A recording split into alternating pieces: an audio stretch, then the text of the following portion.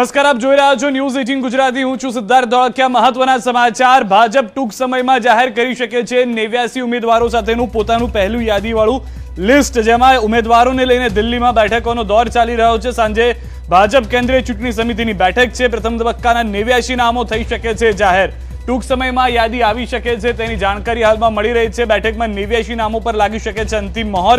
ગુજરાત ભાજપના નેતાઓની નજર પણ દિલ્હીમાં જોવા મળી રહી છે કે શું આવે છે નિષ્કર્ષ। આ તમામ મુદ્દાઓને ઉપર ધ્યાન રાખવામાં આવી રહ્યું છે। સૌથી મહત્વના અને મોટા સમાચાર, એક સાથે 89 ઉમેદવારો પ્રથમ લિસ્ટ જે છે તે આવી શકે છે। જે પહેલી બેઠકોને લઈને ચર્ચા ચાલી રહી હતી તેને લઈને જાણકારી હાલમાં મળી રહી છે। સૌથી વધારે મહત્વની વાત, 1 ડિસેમ્બરે પ્રથમ ફેઝનું જે મતદાન થવાનું છે તે માટેના આ 89 નામો હોઈ શકે છે, જેની ચર્ચા ચાલી રહી છે। તે પ્રમાણે આ પ્રથમ બેઠકમાં ચર્ચાને લઈને જાણકારી મળી રહી છે। વધુ અપડેટ્સ પણ અમે આપ સુધી પહોંચાડતા રહીશું। હાલમાં જે જાણકારી છે તે પ્રમાણે 89 નામો આવી શકે છે સામે।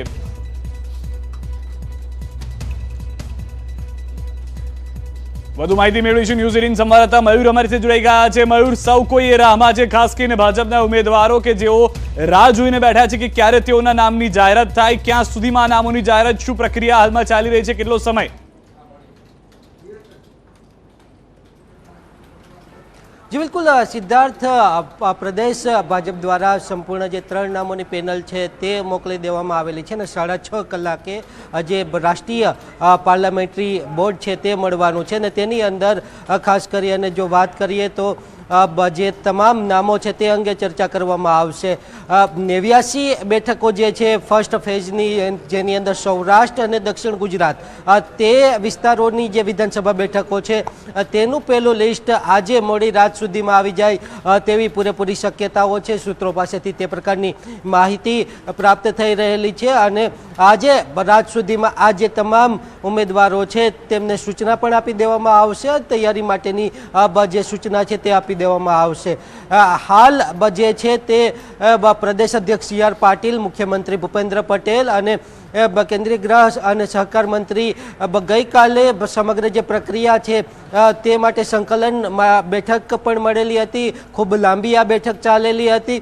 आजे मुख्यमंत्री और प्रदेश अध्यक्ष वच्चे पण बैठक थयेली अने त्यारबाद हवे 6:30 कलाके भाजपने राष्ट्रीय कार्यालय खाते आज पार्लामेंटरी बोर्डनी बैठक है ते मळवानी छे। तेनी अंदर अंतिम मोहर जे छे ते 182 उम्मीदवारों माटे मारी देवामां आवशे ने जे 89 बैठको छे तेना उम्मीदवारों छे ते आज मोडी रात सुधीमां डिक्लेर करी देवामां आवशे। गुजरात प्रदेशना तमाम जे नेताओ छे जे हाल गुजरातनी अंदर छे तेमनुं जे हाल ध्यान है ते दिल्ली खाते छे अने क्यारे तेमनुं नामनी जाहेरात थाय ते टकटकी लगावी अने बैठेला छे। हवे जोवानुं ए रहेशे के मोडी रात सुधीमां क्या सुधीमां लिस्ट आवे छे अने कया मोटा माथाओ छे तेमने टिकिट मळे छे ने कया मोटा माथाओ छे तेमने टिकिट कपाय छे।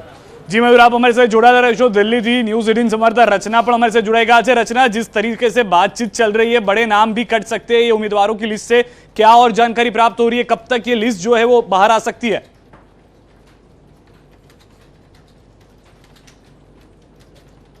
सिद्धार्थ, गुजरात विधानसभा चुनाव के लिए उम्मीदवारों के नाम तय करने को लेकर मैराथन बैठकों का दौर चालू है और अमित शाह जी के यहाँ पे, गृह मंत्री के यहाँ पर जिस तरीके से परसों 6 घंटे की मीटिंग चली थी, कल भी उनके यहाँ पर मीटिंग हुई थी और उसके बाद बीजेपी के राष्ट्रीय अध्यक्ष के यहाँ पर मीटिंग हुई थी, तो उम्मीदवारों के नाम पर विचार मंथन लगातार यहाँ पर चल रहा है। और सिद्धार्थ, आपको बता दें कि थोड़ी देर पहले ही मुख्यमंत्री और CR पाटिल के बीच में भी एक बैठक हुई है।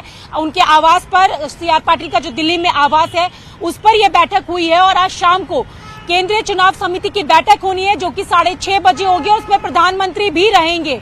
तो जो विचार मंथन कर एक उम्मीदवारों की लिस्ट बनाई गई है वो केंद्रीय चुनाव समिति के समक्ष रखी जाएगी और उसके बाद अंतिम मोहर लगेगी। और जिस तरीके से हमारे सोर्सेज के हवाले से खबर आ रही है कि बीजेपी अपनी पहली लिस्ट 10 नवंबर को जारी कर सकती है।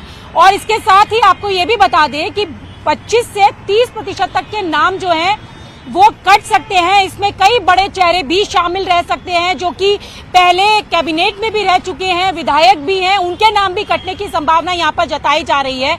और जिस तरीके से नाम कटेंगे उसी तरीके से नए चेहरे यहाँ पर शामिल किए जाएंगे सिद्धार्थ, क्योंकि जो दूसरे राजनीतिक दलों से लोग बीजेपी में शामिल हुए हैं उन चेहरों को भी अब टिकट देने की बात यहाँ पर सामने आ रही है कि हो सकता है कि कुछ ऐसे नए चेहरे अब सामने आए जिनको टिकट मिले, चुनावी मैदान में देखें, जो दूसरे राजनीतिक दलों से आए हुए हैं।